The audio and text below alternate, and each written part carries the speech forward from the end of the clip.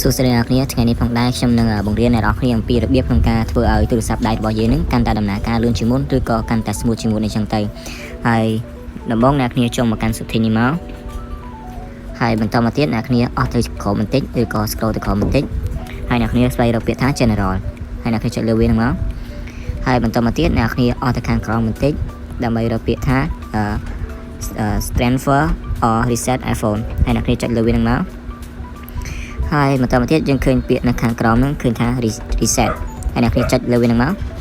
ហើយបន្តមកទៀតអ្នកនាងចុច reset or setting នេះមកដើម្បីឲ្យកម្មវិធីរបស់យើងដំណើរការឡើងវិញឲ្យកាន់តែ smooth ជាងមុនអញ្ចឹងទៅ